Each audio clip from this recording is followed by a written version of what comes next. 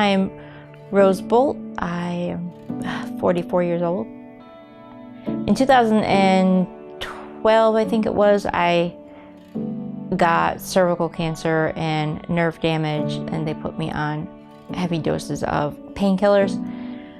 At first, I didn't have a problem with them. I took them like I was supposed to, and some days I didn't take them at all. I just stockpiled them. In 2017, my son had a horrible car accident he never revived from. I dove headfirst into an addiction, and I had been so far gone in addiction for 2 years that I didn't know who I was anymore. And my husband didn't have a wife, my kids didn't have their mother, and I felt like an earthquake swallowed me up, and my kids didn't deserve this mom. I wasn't worthy of God's love, and I didn't belong on this earth. So I tried to commit suicide. I sunk to the lowest of the low I could go. My pastor told me I had to go from listening to secular therapists to letting God take control. And when he did that, and I just agreed, and I said, okay, whatever God wants, I'll do.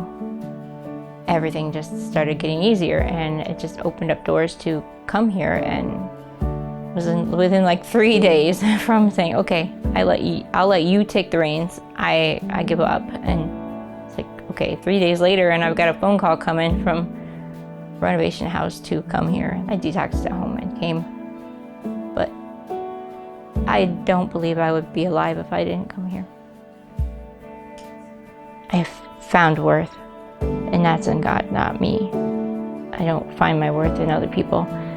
I know I'm worth loving now, or before I didn't. I think I am going to go back home to my kids and be a better grandma and mom than I have been, because they deserve that, and still do something for ministry at the same time.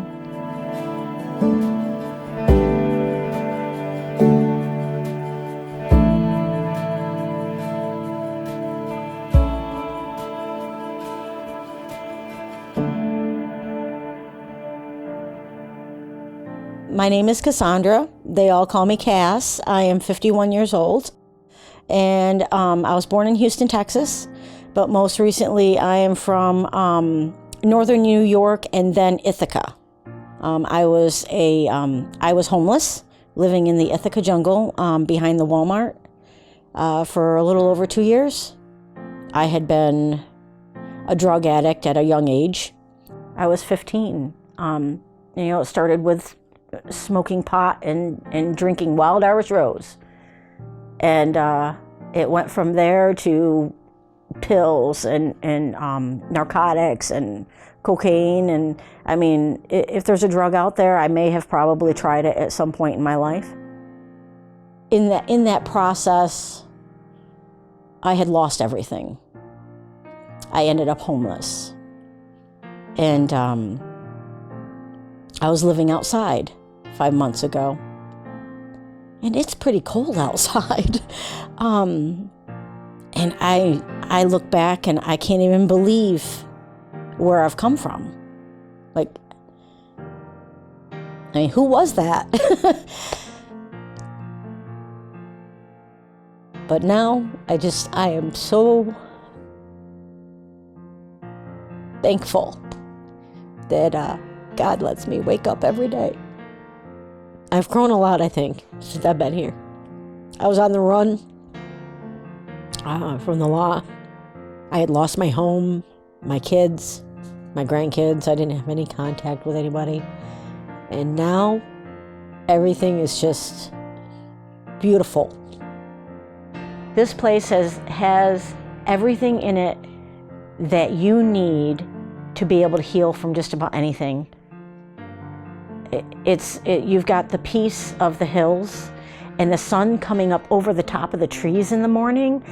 Oh, it's amazing. It's beautiful. It's like God has taken a paintbrush of color and just gone right across the sky.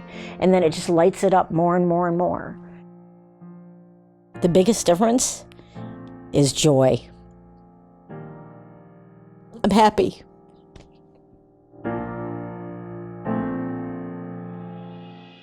Hi, my name's John Early. I'm the pastor and director of Renovation Houses for both men and women. This is my 6th year at the Renovation House, and in that time, it has been one of the greatest privileges and honors of my life to walk people through some of their darkest times and darkest moments into the health and the healing and the wholeness that can only come through a relationship with Jesus Christ. So a typical day here at the Renovation House,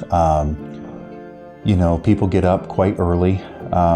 Usually there's a wake up by 6:30 and devotions are at 7:30. Everybody gives a half an hour of personal devotion time to the Lord. That's their time to connect with God. The men and women attend classes that are taught by any number of men and women of God from the greater Christian community at large, and we have an all-star lineup. The ladies make candles, they take care of the house, they do the landscaping, the gardens. We serve in the community during those hours, 4 to 5 hours a day. Men and women that come in the evenings, and they'll do a devotional, a book. Sometimes it's just hanging out and mentoring, fireside chat style, or on a back porch or sitting in front of a bonfire. That's the way ministry is done here. Dealing with women has been a whole nother animal. I am happy to say that we are doing it. We have, women, now that are clean and sober and walking with God. No matter where you've been, no matter what you've done, no matter how damaged you think you are or how far you have fallen, there is a hope, there is a future, and there is a destiny for you in God. God created humanity for the garden, and there is something very pure and very divine about reconnecting with your Creator in the midst of His creation. It's a real thing. It's a therapeutic environment. February of 2018, I walked into this room that we're in right now, and it was -2 degrees. This was just an old farmhouse, a property that the ministry acquired years ago, and I'm sure it was really nice at its time, but those days were behind it. It was -2 degrees in here. The property wasn't lived in. The heat had gone out, and every pipe in this whole house froze. And I just didn't see much hope for it. But as one last ditch effort, one last shot, I made a call to our insurance company, and they were just absolutely amazing. They came out, and in a day and a half I had a check, and we used that check to redo this whole house. It's still an old farmhouse with lots of quirks, but it's got the charm, and new kitchens, new bathrooms, new appliances, and it is ready for the ladies to come and get saved and healed and delivered here.